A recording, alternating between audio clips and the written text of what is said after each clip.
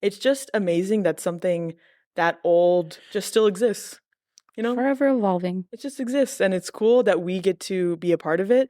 So also to anyone listening who wants to come see the show, it's also a human experience to watch a Shakespeare show. Mhm. So if you have the ability to do it in such a small space and like so close to the actors and get to like be a part of this experience, I also say as a person, as a human being, you should also experience watching a play in general, but also watching a Shakespeare play. Like you studied it in school. Mhm. There's a reason it's still around. So experience it. Watch both. Welcome to Steps to the Stage, a 7th Street Community Theater podcast. Hey there, theater friends. We're back with another episode of Steps to the Stage, where we talk to the theater professionals you know and love.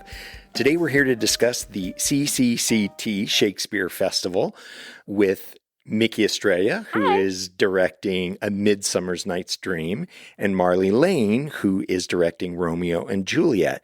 The festival is running August 20th through the 29th. Welcome back. It's great to be back. So very excited to talk to you two today.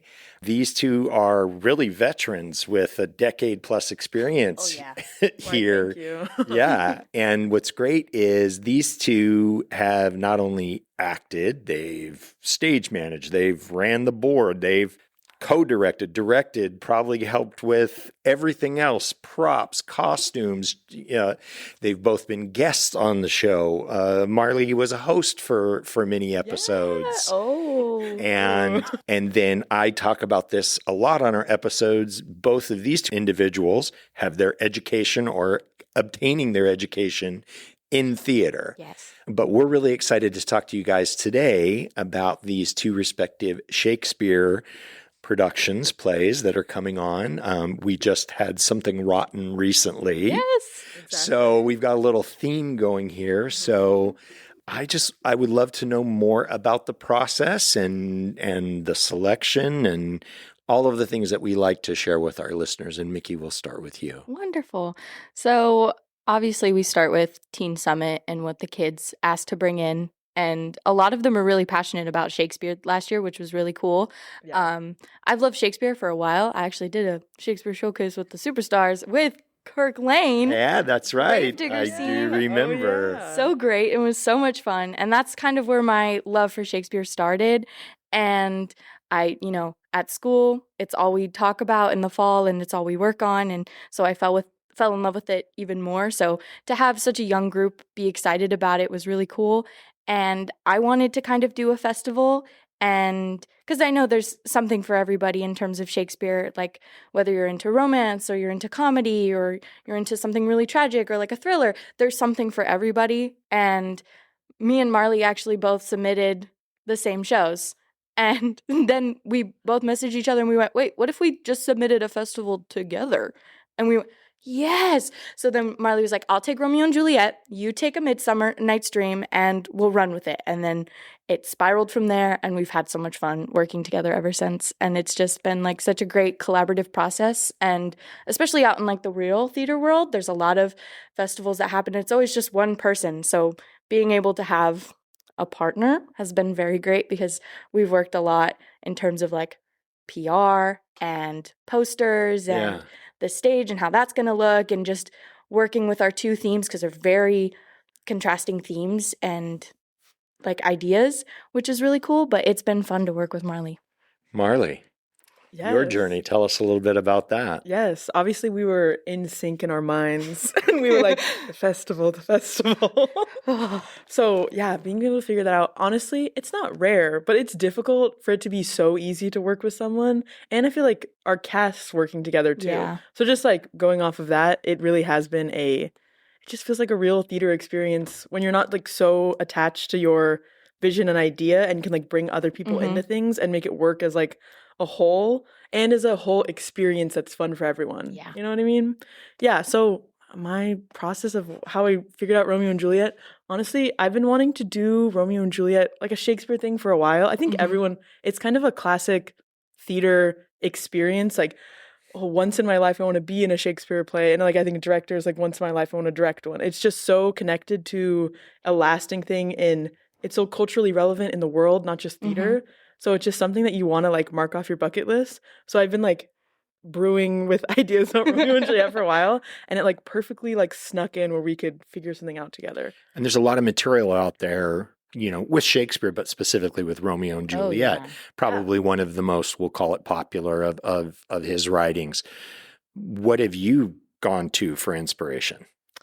Or maybe just inspiration to not do or to do. I mean, what out there from the content wise? Because there's traditional, but then there's also, some modern stuff that's going on. I mean, obviously we have like some movies that are popular. There's been remakes, and my like, I think most importantly that really is with me is I don't like to ignore the fact that like everyone knows the plot and everyone has their own ideas about it. They have a favorite movie that they like about it. They have a favorite reading of the play that they understand. So I think my concept sprung from the idea of like I know my audience knows so much about it. So my like concept is based on an idea of the in between. So there's a public transportation theme running throughout, which sounds really weird and interesting, but basically using that as an idea of an in between for people. It's in between their home and their place of work, or their home and where they're going. So that idea of the in between and the things you think of there and like the way people act in those in between worlds is like, I was like, what if there was an echo of like a culturally relevant love story that springs forth from like the minds of people on a train? So it's we're going. So it's set in a more modern setting than the traditional, or It's set basically. It's also set in the in between. So it's no particular city, no particular time, and there's this like in this in between all these people's minds, like it starts forming the story of Romeo and Juliet. Okay. Ooh. Wow. I like it. Mickey, and your approach to Midsummers, was there similar, or what was some of the inspiration, especially again with all the content that's out there? My inspiration, so I initially pulled from two friends that I had at school who were very different and were in a couple. And the whole point of Midsummer is that there's supposed to be a real world and then the fairy world. And so I started with this like dystopian real world and everything is gray and dark. And then you get to the fairy world and it's comfortable and everybody's wearing flowy clothes. And then we got to callbacks, and my girls gave me my inspiration for a different theme and a different approach. And the way that they just played together was so cute and sweet and organic. And I just was like, it feels like when you're a little girl and you're in a pool with all of your friends and you're like, let's go play mermaids. It felt right. It felt like, let's go play fairies. Like that's exactly what it was. And so when I cast them, I literally told Marlee and Allison in callbacks, I said, I think I'm going to go with all girls. I think I'm just going to have just a girl show. It's just going to be girls. They're like, okay, that's interesting, because canonically, women were not allowed, especially in the Elizabethan time when these plays were first produced. Women were not allowed to be on stage. So it's exciting to have an all-female cast playing male roles, and we've dived more into we're just playing pretend, and this is just a bunch of girls on stage having fun playing pretend together, and it's made the whole process so much more fun because it's less like we're taking ourselves so seriously and we're trying to master this. Like, no, everybody's new to this, and we're having so much fun just playing pretend and playing fairies. And so it went from a very like dark and like vibrant, that's two very contrasting things, but like it went from that place to it's just a magical world altogether. So like the real world in my version is literally the real world. So you walk into the theater and you're like, okay, this is the theater. And then you walk in to the house and then it's just wonderful color everywhere and it's cute and girly and fun. What a fantastic approach. And, I'm a musician and often you think of like your favorite artist and you hear these lyrics and you're like, what did they mean or what did they intend? And most of the time when you have the ability to go back to the artist, they maybe had an intention or an inspiration, but really it's what do you feel about it? right? And so you guys have taken your experience with it and brought it into this presentation of it, right? And I love that it's in the here and it's in the there, and it's more about what the message is, I would imagine, and how you convey that. Let's talk a little bit more about casting, because you mentioned casting an all-female group. Casting was really fun because we had such a small pool to pull from, and we called everybody back, and it was really fun just kind of going, okay, we have this group. Obviously, everybody was cast from the beginning. They just didn't know it. And then we kind of placed them in their little spots here and there. But I really loved casting the show because it could have gone many, many, many different ways. But I'm really happy with where it ended up because all of these girls are so funny and they get along so well. And it was such a random group too. Like, none of them were friends outside of this. Like, maybe 2 of them, but none of them had ever were hanging out together as a group. And there's a bunch of new girls in here too, which is super nice and fun. So it's created such a wonderful and safe learning environment for everybody. And even right now, we just had our first off book stumble through, and everybody was messing up, but we kept laughing through it anyways. And that's the whole point. It's not supposed to be, you're not off book. What do you mean? Get out, get out. I'm recasting you. No, this is community theater. And that's the joy of coming here is you get to create with no boundaries and no stress at all. And if you mess up, okay, fix it. And I think when you give a cast that freedom, we'll call it, then they feel more a part of it. Yes. And especially when you're essentially looking for input, whether you're asking for it directly, you are asking for it in that audition, in that callback, and then when you go through those run throughs. Yeah. So that's a great approach. That's, I think, a lot of our listeners out there that are looking to get into the directing side of things, you might find a great benefit in that, right? Because a lot of the times when you have a director that's maybe a little bit too strict or a little bit too, it can suck some of the joy and life out of it. So, and if you're not having fun, your cast isn't going to have fun. Exactly. We're in charge of the experience too, not just what's going on stage. I think you're in charge of the rehearsal process as everyone's feeling too. Yeah. And what about casting for you, Marlee? It was good. It was fun. I mean, so like Mickey said, we did callbacks together, which was fun because you have more people to talk about it with and figure out. I think specifically with Romeo and Juliet, it's we're saying it's so culturally relevant that, and continues to be, that people have they're getting cast as those famous names. Yeah. I think people are super attached to wanting that. Yeah. So it was an interesting experience seeing what people's initial relationships with those characters were before, they're part of the rehearsal process or part of the show. So casting wise, it was just so interesting. It was interesting to know where they were coming from. And then it's difficult to be wow, these are the title of the play is Romeo and Juliet. So casting Romeo and Juliet is an experience, and you have to deal with chemistry, but chemistry with everyone else. But I love casting. So for me, I'm just perfect. Yeah. Give me it.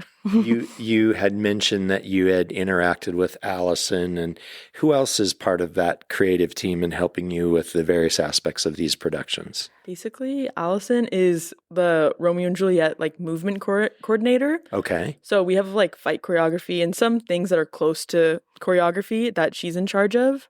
But other than that, it's us designing the set. Yeah. Okay.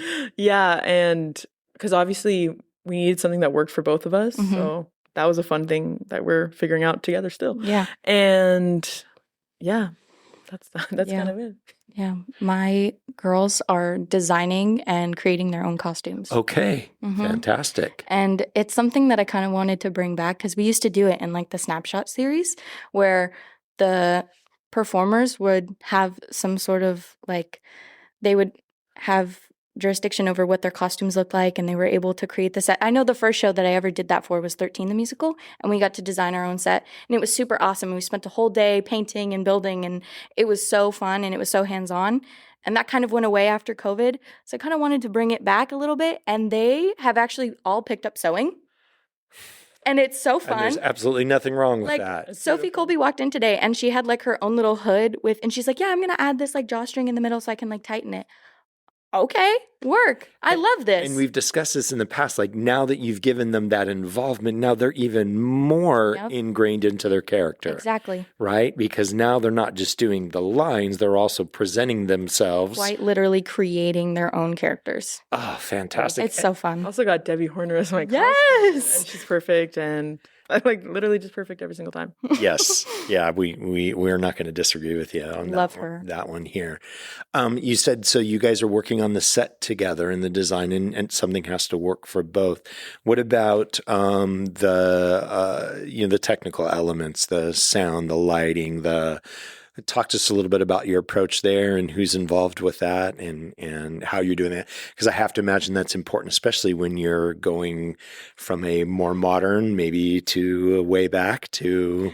To a fullest, from a Yeah. subway station to Yeah. a fullest. Our concepts are like extremely opposing, so I feel like we've like whenever we have to combine something, we're like black and white, Oh. and then we'll add our because there's really specific colors for like both of our Mhm. shows, so it's kind of like we default black and white and then add our colors on top when we need to. Okay. Mhm. So that's, and then set wise, it's like there's some things in Romeo and Juliet that like you need Juliet needs to be aloft in some sort of Yeah. up there. So there's something with that. She got to and- be in the east. Yes. Do you have Exactly, butt soft. a stage manager? Yes, it's Bella Navarez for both of us. Both. Okay. Yes. And then is there prop heavy? Is there set movement? Do you have? Like not really. It's like for both of us it's very simple. It's very simple. There's no moving pieces. It's just one like a platform, a cute moon, and then like set dressings on top of it. So it's just whatever it's like a blank slate and then we get to build from there, which is really fun. And it's just kind of like symbolic of our whole process. Like the whole stage is just going to be black and then what we put on top of it will be our own colors. So it's like a fun little palette that we have in the me and Marlee with the little brushes. That's great. That's fantastic. What about producing, house manager? My mother. Yeah. I've Yeah. got Donna Rice is my Sochi producer. Neri. Yeah. Those two, I think I've heard their names before, and they might have been involved in Maybe. a few things. So, Maybe. well, that's great. And sorry, but as of late, I've been kind of interested in we'll call it the merch, but is there a focus on that? Is there something you're thinking about that you might be offering for attendees to purchase? I'm having something special, and I think we're doing Romeo and Juliet ones too. Is in Seussical, Mrs. Mendoza, Miss Anna, she created these like beautiful little like paper flowers that she made out of like Dr. Seuss books. So I was like, hey, could I get some for some Shakespeare ones? She was like, oh, of course. So now we're gonna have like cute little paper Shakespeare flowers. And then there'll be like glitter and a bunch of like fun little fairy things like little flower crowns. That's great. It's gonna be so cute. But, That's great. yeah. That's great. Marlee, any thoughts there? Or? I mean, we have it's the same thing. Like I have Mhm. flowers with it. We have a couple Got it. things that are different, but yeah, just some little sneak peeks of the show. And so your run is August 20th through the 29th. Who's going? Do you We alternate. Yes, alternate? back and forth. Okay. Romeo and Juliet starts, Midsummer ends. Yes. So it's literally like it goes back and forth each time. And So there's- you got to see both. and there's a couple of two dossiers. That's So right. you can definitely pull up for both of those too. Okay, and tickets are available now. Mm-hmm. They You are. can call the box office at area code 909-590-1149, or you can go to chinochildrenstheater.org. And I'll also notice you guys have set up an Instagram page, an IG page that has the link for tickets in there. And I'm Yes. sure you guys have ticket links, or I know you do because I've seen it and followed it as well. Yes. So, so tickets are available now, and we definitely encourage you to get out there and get your tickets. At this point, we'd like to also just remind everyone, We want to get our message out there. So if you like what you're hearing, please, if you're on Apple, if you're on Spotify, rate. Reviews are very important. If you like Facebook, put a review on Facebook, because the more outreach we can get, the more people we can expose to this wonderful world of theater and community theater. And we've had great outreach internationally. So if you're out there and you're doing productions and you're not here in North America, in the United States, reach out to us, contact us through our social media or through our webpage, and we'd love to talk to you. I know we've talked with people from Australia. Oh, shoot. And so we'd like to get that. We'd like to get that word out there. So please, it would really help if you can do that. Is there anyone else or any other thoughts you would like to share with our listeners as it relates to the upcoming Shakespeare Festival? Yeah. I think also, like we were talking about before, of just the experience of getting to work our own ideas into Shakespeare, and it's just amazing that something that old just still exists, Forever evolving. It just exists, and it's cool that we get to be a part of it. So also, to anyone listening who wants to come see the show, it's also a human experience to watch a Shakespeare show. Mm-hmm. So if you have the ability to do it in such a small space and like so close to the actors and get to like be a part of this experience, I also say, as a person, as a human being, you should also experience watching a play in general, but also watching a Shakespeare play. Like, you studied it in school. Mm-hmm. There's a reason it's still around. So experience it. Watch both. Yeah. Watch them twice. It's really good to listen to it, and it's really fun. It's meant to be watched and obviously read, but it's meant to be performed. And watching a performance of Shakespeare, like a Shakespeare play, is like, as soon as you get in there, you're like, this is so scary. I don't know I don't think I'm gonna understand it. And then like 5 minutes in, you're like, oh wait, that's like perfect English. Like it just sounds. It's just words out of order. It's made for people. Yes. It's made to be heard. Yes. It's made to not be in books. It's made for you to be a part of. And Yeah. you may be surprised, a lot of modern adaptations, movies, TV series are based upon some of Shakespeare's plays. And Teen Beach Movie, West Side Story, The Lion King, everything. so you might be a little bit more familiar with it than you may think. And again, I love that. Don't be intimidated by it. And you're right, Marlee, that experience, and not only the work that you're putting in, but your cast and all the people that are helping you. There's just really nothing like it. Yeah. There's a lot of great media out there, but to come and support your local theater program, we say this often, community theater. If there's a kindergarten play, go see that. Yeah. If there's a theater in the park, if there's a festival that's out there, this gives that human experience, and the people get to express those emotions and how they interpret those. So we highly encourage that you support it all, but specifically support our productions here at the 7th Street Community Theater and this upcoming Shakespeare Festival. Again, dates are August 20th through the 29th. They'll be alternating. The number again is 909-590-1149. You can also grab your tickets at chinochildrenstheater.org. There is a Instagram account that is Shakespeare Festival. Shakespeare.fest_. Wonderful, wonderful. Marlee, Mickey, we so appreciate your time and for being with us today. Thank you so much. And we look forward to seeing both of these wonderful productions. Yes. Thanks for having Parting us. is such sweet sorrow. I was just going to say that. Till anon. Thanks for listening to Steps to the Stage, a 7th Street Community Theater podcast. Follow us on your favorite podcast platform and leave us a review and a 5-star rating. It really helps. You can also find us on Instagram, Facebook, and YouTube. Special thanks to Chino Community Theater and Chino Community Children's Theater for their generous support. And very special thank you to the listeners. Steps to the Stage was created by Joey Rice and Kirk Lane. Logo created by Marlee Lane. Original music by Joey Rice. Your host, Kirk Lane. Engineer and producer, Joey Rice. Engineer and executive producer, Kirk Lane.